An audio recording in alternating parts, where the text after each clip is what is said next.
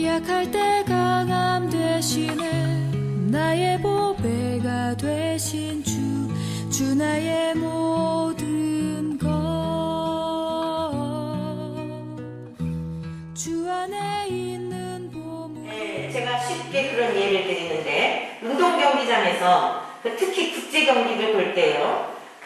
우리나라 유난히 축구 경기 좋아하잖아요. 저도 되게 좋아하는데 보면은 대기하고 있는 선수들이 대기하고 있는 선수들 한 번도 필드에서 뛰지도 못했는데 좋은 결과를 거두게 되면 어때요? 거기 그냥 같이 앉아 있었던 것밖에 없는데도 돌아올 땐 어떻죠?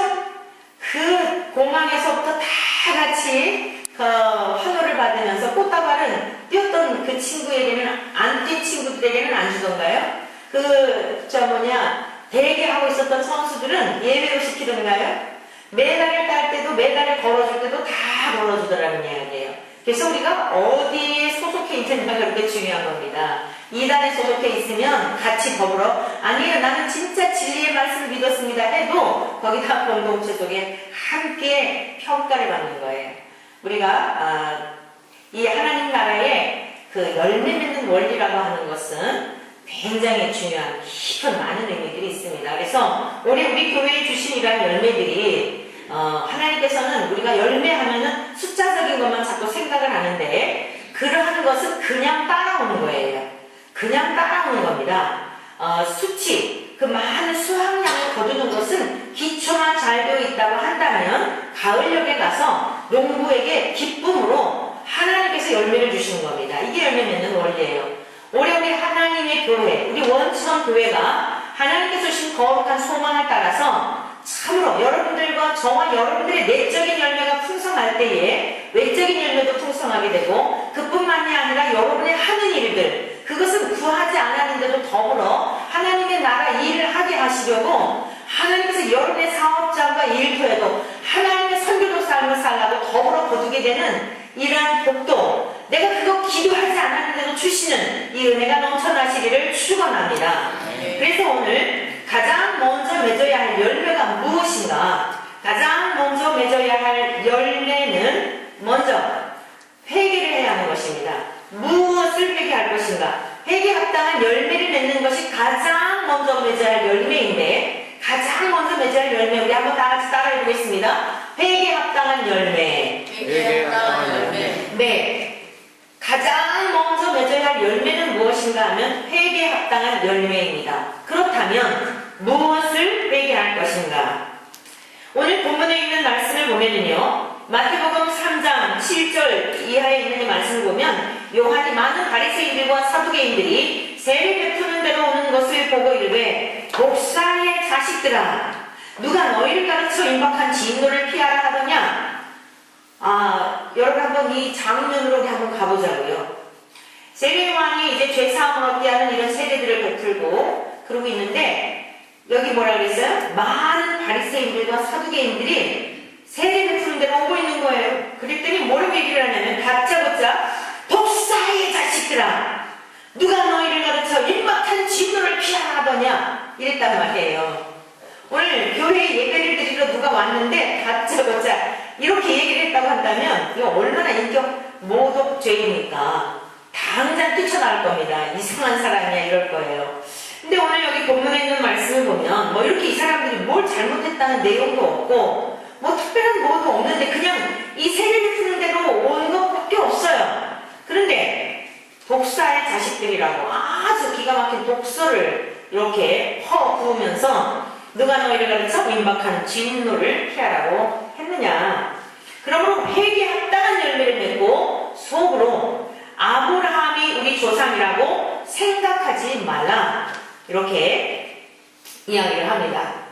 사랑하는 성도 여러분들이요, 이 말씀을 이해하기 위해서는 조금 우리 유대인들의 세 가지의 열심 당원들이 있었는데 오늘 이 바리새하고 사두개인이라고 하는 이 사람들에 대한 것을 잠깐 이해를 해야 아마 이 말씀의 본문이 이해가 될 것입니다. 이 바리새라고 하는 뜻은요 분리라고 하는 뜻을 담고 있어요. 그래서 이들은 유대인들 중에서도 하나님을 잘 믿겠다라고 하는 순수하고 그 순결한 의도에서 이들이 분리를 하게 된 거죠. 유대인들 중에서도 우리는 더 하나님을 순수하게 잘 섬겨보겠다. 뭐 이런 마음을 갖고 출발했겠죠.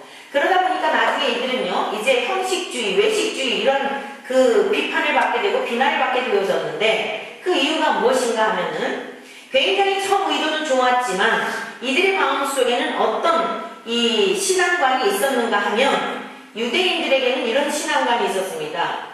혈통을 굉장히 중요하게 여겼어요. 그래서 아브라함의 후손은 다 구원을 받는다라는 생각을 갖고 있었던 거예요. 그리고 이 바리새인들은요, 죽은 다음에 육체의 부활도 믿어요.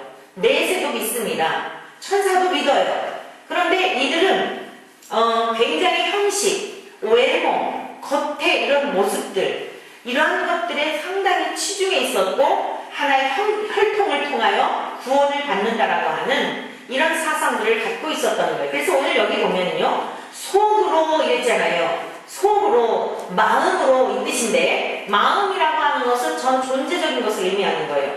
바리새인들의 생각이 무슨 생각이었냐면 그들의 마음, 그들의 생각, 그들의 가치관, 신앙관이 무엇이었냐면 아브라함이 우리 조상이다. 그래서 우리는 구원은 따로 당상이야. 이런 생각을 했다는 것이에요. 오늘 세례 요한은 이것을 깨뜨려 부수는 것입니다. 한마디로 말해서 이 바리새인들, 사두개인은 또 어떤 사람들이냐면 이 사람들은 또 바리새인들과 정반대예요. 죽은 다음에 내세를 안 믿어요. 현세주의자들이에요. 그래서 모세오경이라고 이 창세기, 출애굽기, 민수기, 신명기 요 정도만 이들은 아주 굉장히 중요하게 신봉을 하지요. 그러니까 바리새인들은 내세는 믿지만 굉장히 형식주의고 이 사두개인들은 하나님을 믿는 것 같지만 아주 현실주의예요. 그냥 이 땅에 사는 게 중요하지. 이 땅에서의 삶이 중요하지. 죽은 다음에 뭐 중요하냐. 무슨 천사가 있냐. 무슨 부활이 있냐. 그런데 이 사람들은요, 제사장급에 해당이 돼요. 그리고 굉장히 사회적으로도 영향력이 있는 그런 공무원, 이런 일들을 감당하고 있는 영향력 있는 사람들이었어요.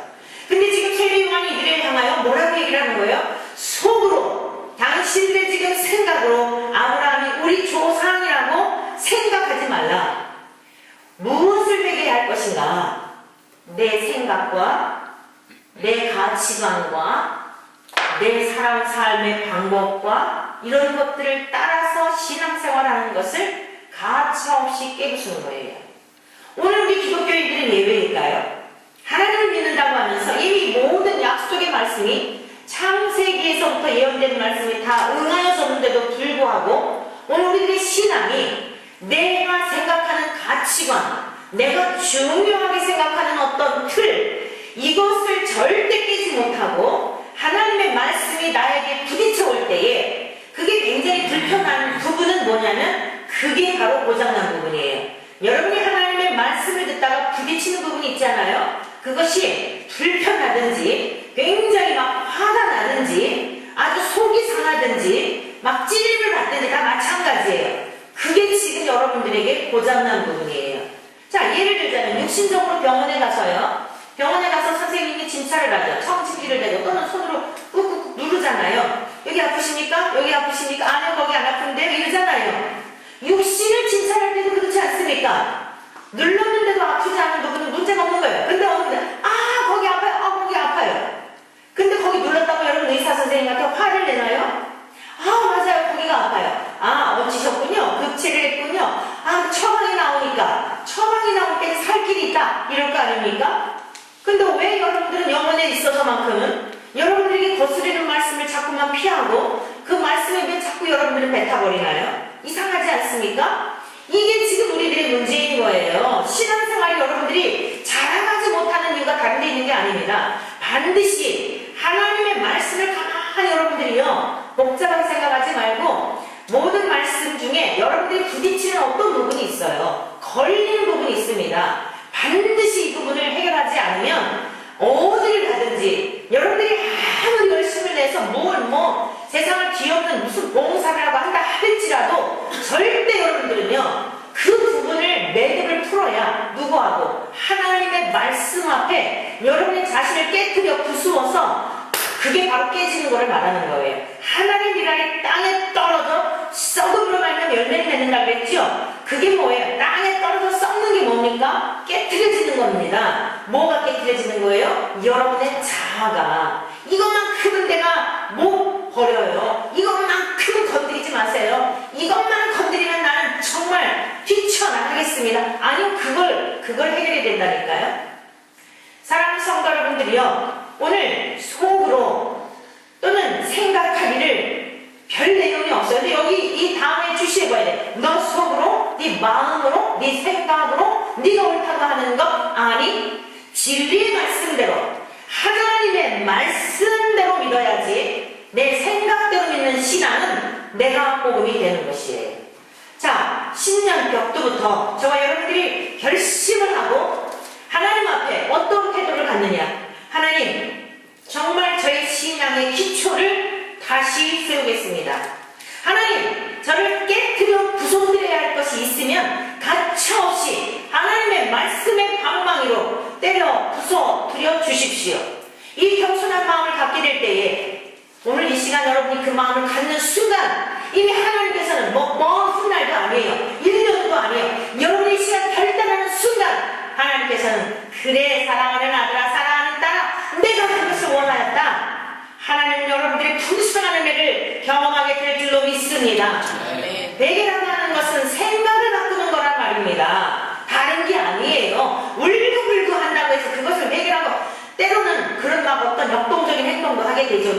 죄가 생각이 나서 정말 펄펄 뛰며 하나님 앞에 통해 자복하는 일도 있지만, 내가 옳다고 생각했던 꽉 붙들고 있었던 그것을 깨뜨려버리는 순간 하나님께서 생명의 씨가 들어가서 하나님의 말씀이 여러분 속에 들어가서 그때부터 자라기 시작하여 언젠가는 반드시 여러분의 삶에 변화가 나타나는데, 이후에 나타나는 게 아니라 여러분의 생각의 틀을 깨뜨리는 순간 기적이 일어나서 여러분 즉시로 놀라운 변화가 나타나게 될 줄로 믿습니다.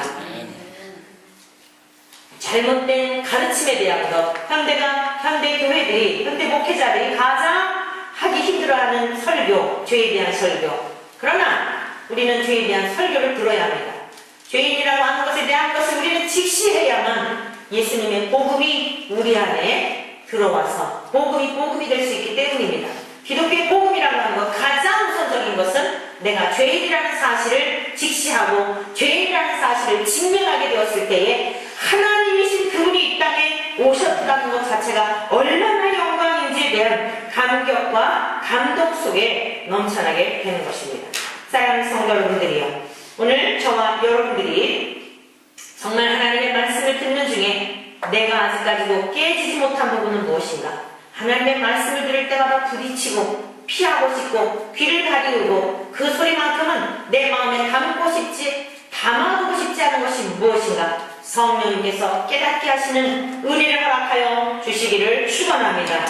두 번째, 그렇다면 우리는 왜 회개해야 하는가? 기독교 복음에 있어서 이 회개라고 하는 것이 왜 중요한 것인가? 마태복음 3장 10절 이하에 있는 말씀을 우리 같이 한번 보시겠습니다. 시작. 이미 도끼가 나무 뿌리에 놓였으니 좋은 열매를 맺지 않냐는 나무마다 찍혀 불에 던져지리라. 나는 너희로 회개하게 하기 위하여 물로 세례를 베풀거니와 내 뒤에 오시는 이는 나보다 능력이 많으시니 나는 그의 신을 들기도 감당하지 못하겠노라. 그는 성령과 불로 너희에게 세례를 베푸실 것이요 손에 키를 들고 자기의 타작마당을 정하게 하사 알곡은 모아 볶아내 드리고 쭉정이는 꺼지지 않는 불에 태우시리라.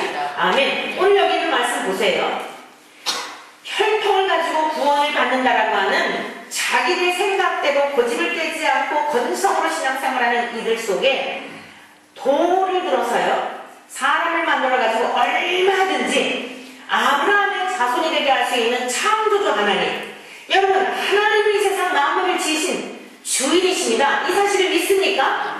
돌을 가지고도 얼마든지 많은 사람들을 만들어내고 유대인 예수를 부풀려서 그렇게 하실 수도 있는 거예요. 그렇다고 한다면 세상을 지으신 분이기 때문에 세상의 모든 것을 마감하시는 종말의 주권도 있지 않겠습니까? 그래서 오늘 지금 그 말씀하는 거예요. 이미 도끼가 나무 뿌리에 놓였으니, 자, 나무가 있습니다. 나무가 있는데 이거 도끼라고 해보자고요. 도끼가 나무 뿌리에 놓였다는 건 뭐예요?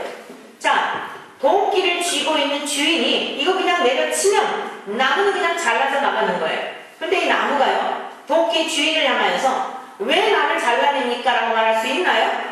할 수 없는 거예요. 왜? 이거는 피조물이기 때문에. 오늘 임박한 심판에 대한 것을 이렇게 지금 세례 요한이 말씀하고 있는 거예요. 뭐라고요? 이미 도끼가 나무 뿌리에 놓였으니 좋은 열매를 맺지 아니하는 나무마다 찍혀 불에 던져지리라. 그리고 좋은 나무는 누구를 말하는 것일까요? 요한복음 15장에 보면 예수님은 참 포도나무요 너희는 가지니, 하나님은 농부요 예수님은 포도나무요 우리는 가지라고 이렇게 비유를 하면서, 가지가 나무에 붙어 있으면 어때요? 절로 열매를 맺잖아요. 그러니까 우리는 지금 태어날 때부터 어떤 본성을 가지고 태어났냐면, 가르쳐주지 않아도 악한 이 씨를 뿌리고 열매를 맺고 살아가는, 여러분 그 본성을 가지고 태어난 거예요. 우리 지금 특별 새벽기도 기간인데 우리 개인의 기도를 위해서도 중요하지만 나라와 민족을 위해서도 어느 때보다 기도해야 될 때입니다. 이제 우리 모두 다 불감증에 있어서요, 안보 불감증, 안전 불감증, 그래서 아이 쟤네들 원래 그러지 그래요. 여러분 정말 사단이 어떤 성품을 가지고 있는가를 북녘 땅에 있는 저 사람들을 통해 우리를 지금 아주 실물 교육시키고 있는 거예요. 그 사람들은 어때요? 앞에서는 굉장히 유화 정책을 하는 것 같으면서 꼭 뒷전에 가가지고 아이들 말로 뒤통수 치잖아요. 앞에서는 꼭 이렇게 평화 협상을 한 듯 해가지고 평화 무드인 것 같은데 꼭 그리고 나면은 뭔 일이 다 일어나고 이랬잖아요. 보세요. 마귀의 성품은 뭐냐면 살인자요, 사기꾼이요, 그 디아블로스라고 하는 마귀 이름의 뜻이 그래요. 타락한 천사, 이게 바로 마귀인데요, 사람들 속에 들어가서 역사하는 거예요. 김정은이 속에 들어가서 한번 생각해보세요. 그 황병서라고 하는 사람이 그 김정은이 옆에서 무릎을 꿇고 이렇게 무릎을 꿇고 대화하는, 그리고 입도 가리면서 그 장면이 이렇게 신문에 이렇게 나온 걸 봤어요. 인터넷 뉴스를 통해서. 한번 생각해봤어. 아니 그 사람들에게 그렇게 그 왕처럼 그런 것이 뭘 그렇게 행복한 것일까? 응? 뭐가 그렇게 행복할까요? 그런데 이게 바로 사단이 내가 하나님과 같아지리라. 이게 왜 사탄이 되었어요? 그 왜 하나님께서 그렇게 아름답게 너무나 많은 능력을 주셔서 창조, 지음받은 그 피조물인 그 천사가 왜 하나님의 나라에서 쫓겨나서 어둠과 흑암 가운데 처하게 되고 사람들 속에 들어가서 막 유혹을 하여 천국과 지옥이 없다. 마귀는 다른 걸 통해 유혹하는 게 아니에요. 여러분 생각을 통해 유혹하는 겁니다. 뿔 달린 이런 존재도 아니에요. 여러분의 생각을 가지고요, 야 그래도 이게 우선이지, 야 세상에서 먹고 살려는 그게 우선이, 신앙은 다음이야, 이 간교하고 교묘한 생각을요 여러분의 생각을 통해서 역사하는 거예요. 이게 마귀가 하는 짓이에요. 김정은을 통해서 보세요. 아주 실물교육 철저히 하고 있다니까요. 그 온건파의 사람들은 다 제거를 하고 자기 뜻하는 사람들은 다 죽이고, 이런 것들이, 마귀는 살인자요, 처음부터 거짓말하는 자요, 진리를 거슬러서 하나님을 대적하는 게 이게 사탄의 이게 본성입니다. 근데 우리 모두도요 다 어떤 자리에만 있으면 다 가능성이 있는 거예요. 조금 정도 차이는 있을 수 있죠. 여러분들 집에서 보세요. 여러분들 집에서 다 우리들이 얼마나 이기적인지 다 이기적입니다. 내 기분에 수틀리면 다 뒤집어 엎어요. 가정에서도. 왜 화나고 왜 싸울까요? 내가 펄펄 상해서 그런 겁니다. 사랑하는 성도 여러분들이요, 그런데 예수님은 이 세상의 주인이시면서도 어떻게 이 땅에 오셨어요? 섬기러 오신 거예요. 죽으러 오신 거예요. 힘없는 자의 모습으로 오신 겁니다. 그랬더니 우리 주님께서 어때요? 힘없는 자인 것처럼, 죄인인 것처럼 십자가에서 죽으셨는데 십자가에서 죽으심으로 끝났나요? 하나님께서 죽은 자 가운데서 사흘 만에 살리셔서 하나님의 나라의 주인이신 우리 주님이 그렇게 죽으셨지만 살리심으로 말미암아 누구든지 우리 예수님과 연합이 되어서, 이게 좋은 나무가 바로 예수님이 좋은 나무예요. 좋은 열매는 우리는 절대 믿을 수 없지만 마귀가 주는 생각을 쫓아 살아갔던 우리들이 그 예수님에게 내 모든 것을 맡기고 내 모든 것의 주인이십니다, 이렇게 고백을 하며 주님과 연합이 되었을 때에 저와 여러분을 통해 주님의 열매를 맺는 겁니다. 할렐루야! 이 원리예요. 내 노력으로, 내 부지런함으로, 내가 착하게 이거는 한계가 있는 거예요. 여러분들이 가정에서도 엄청 노력하시죠? 부부지간에 행복하게 살아보려고 노력하지 않는 부부가 어디 있을까요? 참아보려고 굉장히 노력을 하죠. 근데 참았는데 9가지는 참았는데 9의 반까지는 참았는데 조금만 격동시켰다 하면 이제 이게 폭발해가지고 다 뒤집어 내가 얼마나 참았는 줄 알아! 그러면서는 이제 지옥이 돼버리잖아요. 여러분, 우리가 그 다 해본 방법들인데 인간의 힘으로는 절대 참는 것 갖고는 되는 게 아니에요. 그러면 성경에서 말씀하는 원리는 뭐냐? 좋은 나무이신 주님과 연합이 되어서 주님의 성품이 나를 통해 흘러가는 거예요. 주님의 성품이 나를 통해 흘러가니까 아내나 남편이나 자녀나 부모나 모든 나를 보는 사람들이 누구를 보는 거예요? 나를 보는 게 아니라 내 속에 계신 예수님을 보는 거예요. 이 원리예요. 그게 빛의 열매를 맺는 거고, 우리가 예수님의 첫 번째 맺어야 할 열매가 예수님의 열매다, 두 번째 성령님의 열매다, 세 번째 전도의 열매다. 이 큰 세 가지의 틀을 갖고 있는데 그게 바로 예수님의 열매를 말하는 거예요. 나는 절대 참을 수가 없어요. 나는 사랑할 수가 없어요. 조건을 봐도 이 사람을 사랑받을 자격이 없어요. 그런데 그냥 예수님이 나를 사랑해 주신 이 사랑에 내가 빠져버리고 주님과 하나가 돼. 이게 연합입니다. 이게 하나님께서 우리들에게 본래 창세전부터 주시고자 했던 그 하나님의 나라예요. 그 사랑이 내 안에 흘러넘치니까 흘러갈 수밖에 없죠. 아무리 닫아두어도 밑에서 솟구쳐 오르는 샘물은 이거 절대 막을 수가 없는 겁니다. 흘러가는 원리예요. 우리 원천교회가 하나님의 사랑으로 넘쳐나게 되면 노원으로 흘러가게 될 줄로 믿습니다. 여러분들이 사랑으로 흘러넘치게 되면 여러분의 가정에서 얼굴이 해같이 빛나 여러분 남편, 여러분의 아내, 여러분의 자식, 여러분의 부모님 모두 다 내 눈으로 보는 게 아니라니까요. 예수님의 눈으로 봐야 된단 말이에요. 예수님의 눈으로 봐야 사랑스럽고 예수님의 시각으로 봐야 불쌍히 여기는 마음이 생기고 예수님의 시각으로 바라봐야 예수님이 저 여러분을 그렇게 사랑하셨으니까요. 그 사랑으로 사랑하게 되니까 가정이 천국이 되는 거예요. 할렐루야. 바리새인이나 사두개인들 이 사람들 신앙이 없었던 사람들은 아니란 말입니다. 그런데 노력으로 열심으로 자기들 나름대로의 힘으로 해보려고 하는 이것을 지금 깨부수는 거예요. 너희들 힘으로는 안 된다. 이 요한이 세례를 베푸는 이유가 뭐냐면 요한은 예수님이 오실 길을 예비했던 이 분이거든요. 6개월 먼저 태어난 분이에요. 오직 존재하는 이유가 뭐냐? 이 땅에 오실 예수님을 그 하시는 사역에 대한 것을 준비하기 위해서 이 존재했던 분인데 그 특별히 무엇을 얘기했냐면 세례 요한이라고 그러잖아요. 세례를 베풀었단 말이에요. 죄 사함받게 하는 세례. 그런데 나는 오늘 여기 말씀하고 있죠. 여기 보세요. 11절. 나는 너희로 회개하게 하기 위하여 물로 세례를 베풀거니와 내 뒤에 오시는 이는 누구를 말하냐면 예수님을 말하는 거예요. 예수님은 나보다 능력이 많으시니 나는 그의 신을 들기도 감당하지 못한다. 그렇지요. 세례 요한은 그냥 인간으로 태어난 거고 예수님은 하나님이시면서 완전한 인간으로 오셨기 때문에 어느 누구도 그 우리 주님을 받을 자가 없어요.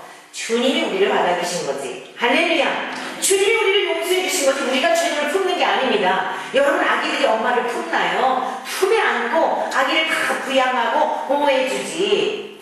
우리가 예수님을 품는다고 하는 것은 갓난아기가 엄마를 품는다는 거와 똑같은 얘기나 다를 바가 없어요. 주님이 우리를 품어주신 거예요. 그러면 이 세례 요한은 무엇을 위한 사역을 준비했냐면 내 뒤에 오시는 예수님은 나는 물론 여러분들에게 이렇게 세례를 주어서 나는 죽은 자입니다. 세례라고 하는 것은요 나는 죽은 자입니다 이 뜻이에요.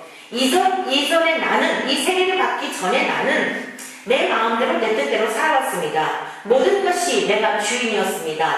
그러나 이제 제가 세례를 받음으로 물속에 들어간다. 여러분 바다라고 하면 바다에 빠지면 죽잖아요. 근데 천국에 가면은 바다가 없어요. 천국은 바다가 없습니다. 바다는 심판을 상징을 하거든요.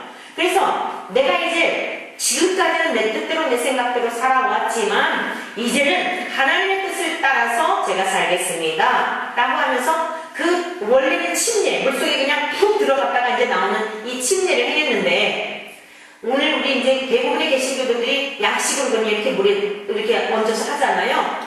그게 바로 그 뜻이에요. 나는 죽은 자입니다.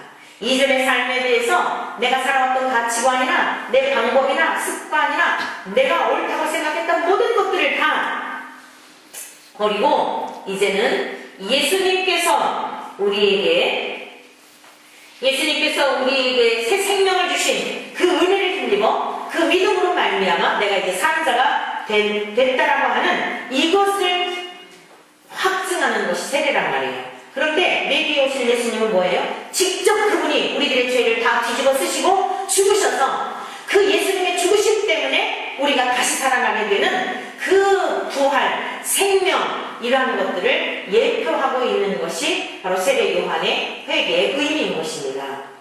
사랑하는 성도 여러분들이요, 오늘 저와 여러분들에게 있어서 왜 우리가 회개가 강조하고 또 강조해도 부족한가 하면, 회개를 해야만 우리가 하나님으로부터 의롭다고 인정을 받게 되고 우리는 새로운 사람으로 태어나게 되며 그리고 성령을 선물로 받기 때문입니다.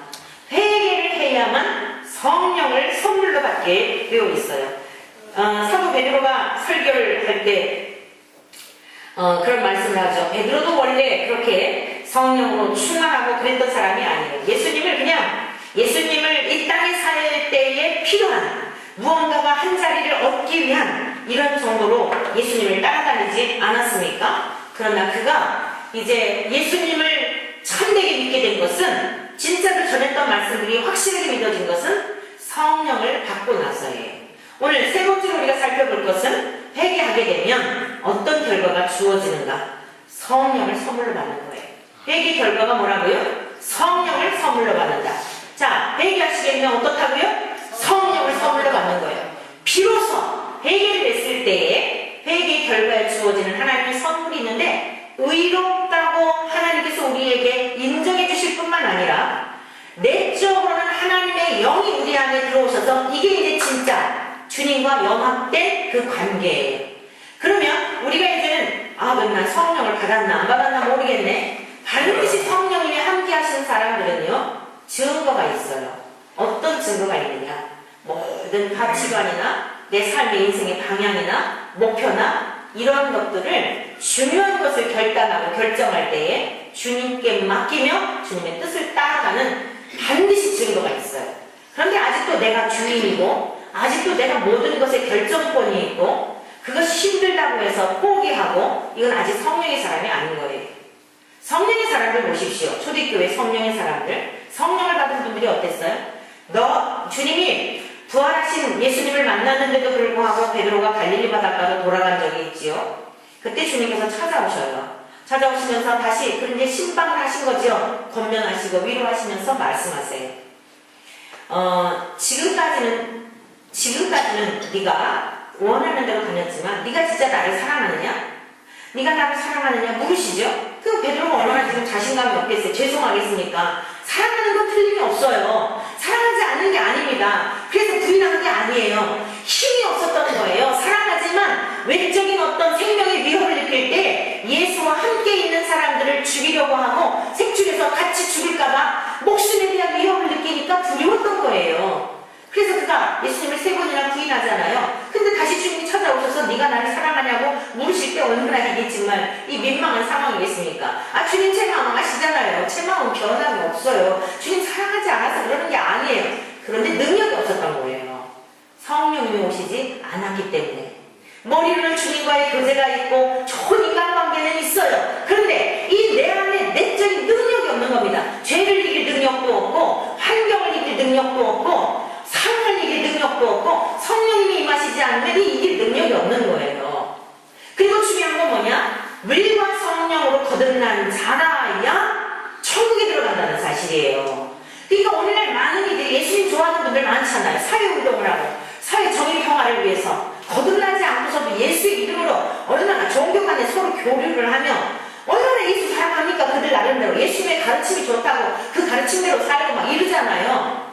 중요한 것은 뭐냐? 그렇게 이 땅에서 살 수는 있지만 그 속에 진짜 뭐 그렇다고 삶의 정의평화하는 분들이 다 거듭나지 않았다는 이야기는 아니에요. 그런 일을 할지라도 그 속에 예수의 생명이 없는 거듭남이 없이 그 일을 했다고 한다면 그걸 전제하는 것이죠. 물과 성령으로 나지 아니하면 천국에 들어갈 수 없기 때문에 이것은 하나님이 우리에게 주신 약속이에요. 근데 이제 그 약속을 따라 베드로가 성령을 받게 되잖아요. 근데 주님께서 말씀하세요. 지금까지는 네가 원하는 곳으로 다녔지만 이제 이후로는 사람들이 띠를 띄우고 네가 원치 않은 곳으로 데려갈 거다. 여러분, 성령이 우리 안에 거하시게 되면은요, 그리고 이제 성령이 우리가 충만함을 입어야 돼요. 자라가는 과정은 있어요. 하루아침에 내가 막 확 달라져서 진짜 막 다 버리고 나 선교지로 갈래? 뭐 이것만 충만이 아니에요. 성령님이 내 안에 계셔서 죄에 대하여 10가지를 졌던 사람이 점점 줄어가는 것. 야, 이제 내가 하나님의 사람인데 이러면 안 되지. 점점 달라져가는 것도 하나의 증거죠.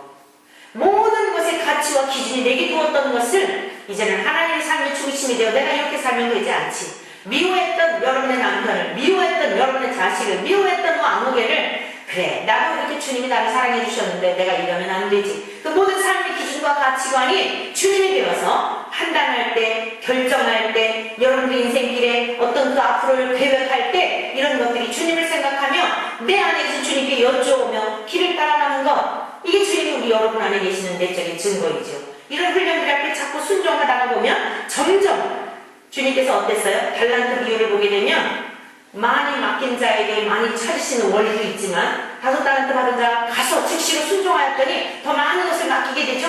신앙이 점점 역동적으로 자라나게 되어 있는 거예요. 많은 열매를 맺게 되는 이런 원리입니다.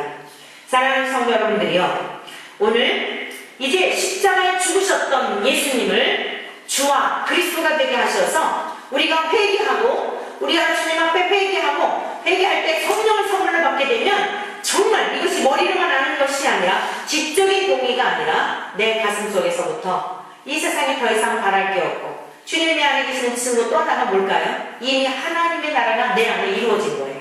그래서 상황을 바라보면 하나도 달라진 게 없어요. 그런데 어때요? 똑같은 상황과 똑같은 환경인데 너무 기쁜 거예요.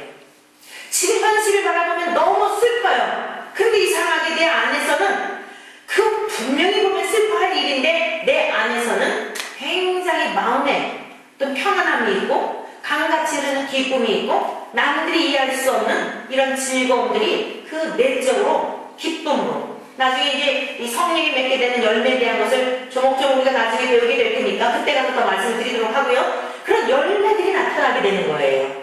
사랑하는 성도 여러분들이요, 그뿐만이 아니에요. 우리가 성령님이 내 안에 계시면 우리 안에 내적인 증거가 있을 뿐만 아니라 하나님의 나라가 이미 임한 내적인 증거가 있을 뿐 아니라 이후에는 하나님께서 창세전부터 주시고자 하셨던 그 영원한 하나님의 나라, 그 나라에서 실제하는 나라에서 하나님의 얼굴을 보며 살게 될 줄로 믿습니다. 이게 최종적인 신앙의 목적인 거예요. 그래서 우리 이 땅에 살아가는 삶은 뭐예요? 하나님 얼굴을 보며 하나님께 영광을 돌리며 예배하는 그 훈련을 하며 사는 것이 우리들의 오늘 예배인 겁니다. 자, 우리 마지막 하나님의 말씀을 같이 읽어보시고 함께 기도하기를 원합니다. 우리가 마지막 살게 될 그 세계에 대한 것, 요한계시록 20장에 있는 말씀, 요한계시록 20장 11절 이하에 있는 말씀을 보면서 제가 말씀드리겠습니다. 420쪽, 신약성경 420쪽, 거의 끝부분이죠. 네, 맨 끝부분입니다. 또 내가 크고 흰 보좌와 그 위에 앉으신 이를 보니 땅과 하늘이 그 앞에서 피하여 간데 없더라. 또 내가 보니 죽은 자들이 큰 자나 작은 자나 그 보좌 앞에 서 있는데 책들이 펴 있고 또 다른 책이 펴졌으니 곧 생명책이라. 죽은 자들이 자기 행위를 따라 책들에 기록된 대로 심판을 받으니 바다가 그 가운데서 죽은 자들을 내주고 또 사망과 음부도 그 가운데에서 죽은 자들을 내주매 각 사람이 자기의 행위대로 심판을 받고 사망과 음부도 불못에 던져지니 이것은 둘째 사망 곧 불못이라. 여기서 왜 둘째 사망이라고 했을까요? 그러니까 바다에서 죽은 사람, 뭐 이모양 저모양 죽은 사람들이 이후에 반드시 다 살아난다는 거예요. 그리고 하늘나라에는 행위록과 생명록이 기록되어 있는데 우리들의 행위를 따라서 다 하늘나라에 기록하고 있다는 사실이에요. 여러분, 그래서 우리가 함부로 살면 안 되는 거예요. 아내도 속일 수 있고 뭐 누구도 다 속일 수 있어요. 모를 수 있어요. 일평생 그렇게 살아갈 수 있어요. 그러나 하나님이 우리를 다 보고 계시며 우리들 속에 있는 생각까지도 하나님은 다 통찰하시는 분이어서 하나님을 속일 수가 없단 말이에요. 그 행위를 따라 기록한다는 거예요.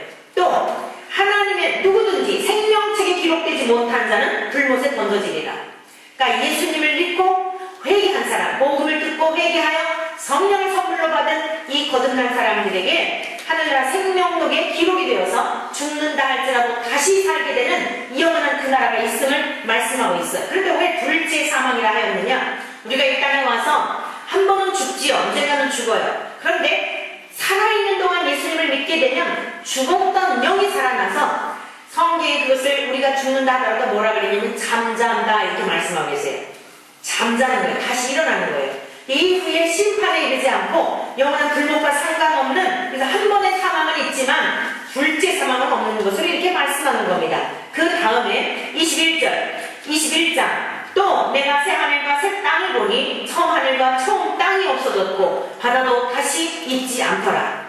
이후에 살게 될 영원한 하나님의 나라를 지금 보여주고 있는데 우리가 눈에 살고 있는 이 땅, 이 모든 것, 새 하늘과 이 땅에서 이 모든 것들은 처음 하늘과 처음 땅은 없어졌다는 거예요. 바다도 있지 않다는 거예요. 심판이 이제 있지 않은 거예요. 또 내가 보니 거룩한 성 새 예루살렘이 하나님께로부터 하늘에서 내려오니 그 준비한 것이 신부가 남편을 위하여 단장한 것 같더라. 내가 들으니 보좌에서 큰 음성이 나서 이르되 보라, 하나님의 장막이 사람들과 함께 있음에 하나님이 그들과 함께 계시리니 그들은 하나님의 백성이 되고 하나님은 친히 그들과 함께 계셔서 모든 눈물을 그 은혜에서 닦아주시니 다시는 사망이 없고 애통하는 것이나 복하는 것이나 아픈 것이 다시 있지 아니하니 어떻다고요? 처음 것들이 다 지나갔음이러라. 사랑하는 성도 여러분들이요, 우리 뒤에 있는 부분들 쭉 오늘 한번 집에 가셔서 보십시오. 얼마나 감격스러운 하나님의 나라에 영원히 살게 될 세계를 기록하고 있는지 몰라요. 우리가 믿는 믿음은 실지 않은 세계입니다. 왜 우리가 이 땅에 살면서 뭘 먹을까 뭘 마실까 의식주 걱정하지 말라 그랬다고요? 우리 예수님이 친히 우리의 더러운 죄를 가리워 주시고 우리 주님이 친히 장막이 되어 주셔서 나그네 인생길 마치고 나면 영원히 머물게 될 그 집을 친히 준비해 놓으셔서 이 땅에 사는 동안 뭐 그렇게 비본질적인 것에 목숨을 내놓고 그러고 살아가느냐? 진짜 중요한 게 너희들의 목숨이 아니냐? 의복이 중요한 게 아니라 너희의 몸이 중요한 거 아니냐? 너의 목숨이 중요한 거 아니냐? 그래서 주님은 영원한 하나님의 나라를 준비해 놓으시고 저와 여러분들에게 오늘 그 나라에 들어가려면 가장 먼저 맺어야 할 열매가 바로 목욕하는 거다. 더러운 너희들의 죄를 다 씻고 그리고 깨끗한 예수님의 옷을 입은 자들에게 약속하신 그 나라를 드리시려고 오늘 가장 먼저 맺어야 할 열매를 회개 합당한 열매라고 말씀하신 것입니다. 이제 사랑하는 성도 여러분들이요, 올 한 해 동안에도 저와 여러분들이 거룩하신 하나님 앞에 날마다 교제하며 그분과 함께 교통하며 살 때 부족함이 없도록 날마다 우리들의 일상에서 또한 주님 앞에 더러운 죄들을 회개하고 하나님이 부어주시는 그런 은혜, 예수로 말미암아 새 생명을 얻었다면 또 삶 속에서 짓는 죄도 있을 텐데 그 날마다 짓게 되는 죄에 대해서도 주님 앞에 고백하면 주님 미쁘시고 이리 오셔서 우리를 용서해 주십니다. 받아주십니다.